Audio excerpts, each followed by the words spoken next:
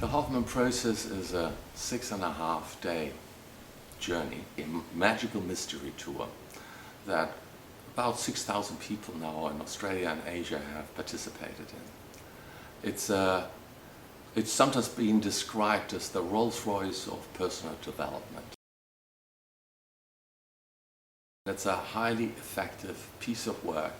It is a bit of a hero's journey. So it's not necessarily for the light-hearted. It's for people who have a sincere inquiry to wanting to make a difference in their life and want to feel different about themselves.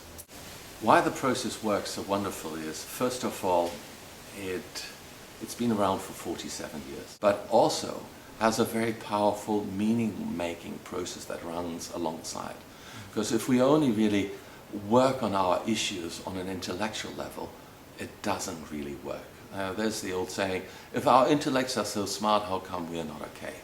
But it's not to just throw the intellect out. We also need to re-educate the way our thinking is formulated. And so there are patterns in our thinking. But our intellect is a lot of the time only functions really as the strategist of our emotional wounding, if you like. So the process is extremely tactile, it's visceral. Yeah. So you have to understand, first of all, what your patterns are that keep on creating certain issues in your life. Mm. And all our different thought processes and emotional patterns, if you like it, they're obviously also being experienced on a physical level. If I become critical, usually we start to frown. Or if we become anxious of being criticized, there's usually a tension around our heart and our gut. So to then try to say, look, I don't want to feel like that, usually doesn't take that feeling away. So we need to really have an emotional re-education. That's really what the process does. And we need to do that in a very safe environment, which we provide. How that gets transformed in the process is that we do emotional work. We do emotional release work. So if we have an intellect that's highly critical, we need to be able to locate our sense of self, our intrinsic sense of self, in our spiritual essence. And that's really what the process does. So we do guided meditation to help people access this place within themselves. So is the anchor. And from that place, we need to develop a psychic boundary to these patterns. And the only way how we can do that is the emotion that helps us develop boundaries is actually anger or frustration. We're born with it. It's an important survival mechanism. Mm-hmm. However, a lot of people just, when they hear anger work, they get freaked out over it because most of us experience anger as destructive. So what we do in the process, however, we help people to reclaim really their instinctual energy, which is on one level can also be described as anger. So we direct the anger specifically on the patterns, and that creates that psychic boundary where I experience myself in a place where I know I'm not my patterns. Now that's easily said, but it's a visceral feeling. All our different emotions, anger, sadness, joy, all of that, they get conditioned in a particular way. There are certain rules and regulations that we were exposed to as kids, how loud we were able to celebrate or how it was appropriate to be angry. For a lot of people, it was never safe to go into adversity towards their caregivers. So what they would do, they would have to repress it and then go into thinking or some kind of more maybe passive-aggressive expression of it. Some people even go aggressive-aggressive, which usually then creates more turmoil in their life.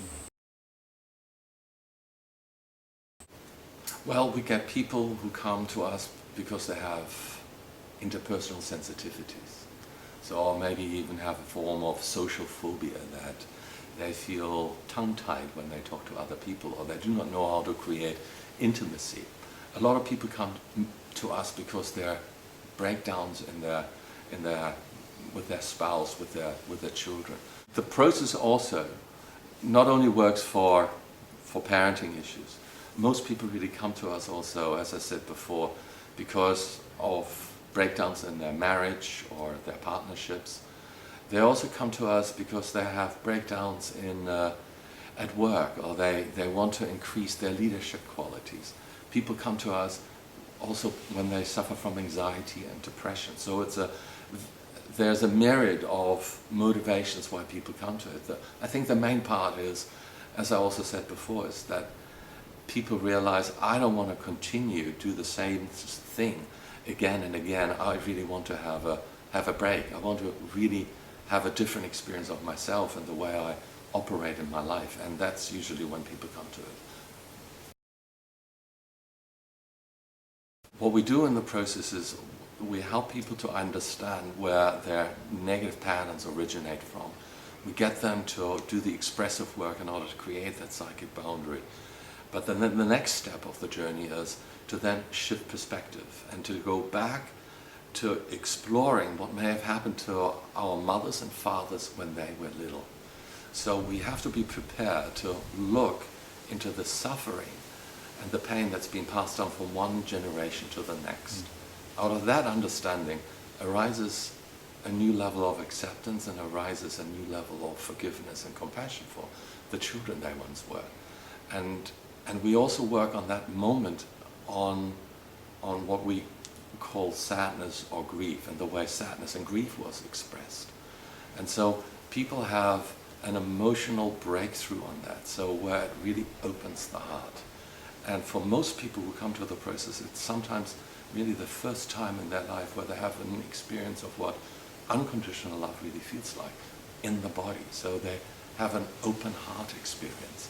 And once we have that compassion for our parents and what they've done, and realizing actually, yes, a similar form of personality lives within me, which is not me, I can then bring compassion to myself. And I think compassion is much more important than actually self-esteem, even though the process does enhance self-esteem and confidence, but it actually gives compassion. And compassion is something where we become much more resilient, because life still has its ups and downs. You know, the process doesn't take that away. So I sometimes even say the process helps us to suffer well.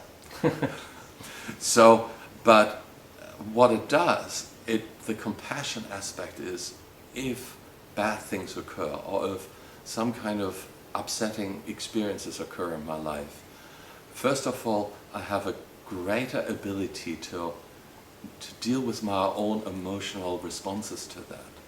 And then recognize also that even though something bad may have happened, I am still okay, I'm still here.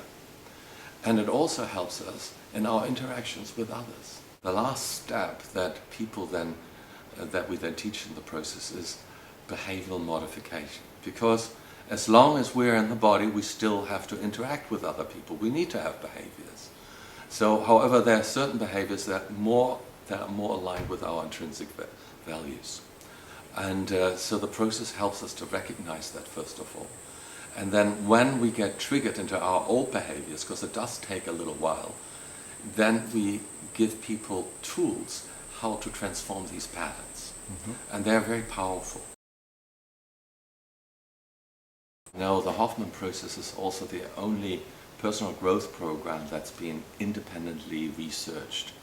And we've been doing that worldwide with all the processes that in all the different countries where it's being held. So what the latest research, which was done by the University of California, which was independent research, what it actually shows up is that the process not only creates long-lasting reduction of what you might call negative affects like depression, anxiety, obsessive compulsive behaviors, interpersonal oversensitivity. It reduces those, but it also creates some positive affects, which a lot of other therapies actually don't really promote. So the positive affect would be spirituality, higher level of emotional intelligence, higher level of forgiveness, and also a much higher level of vitality in the body.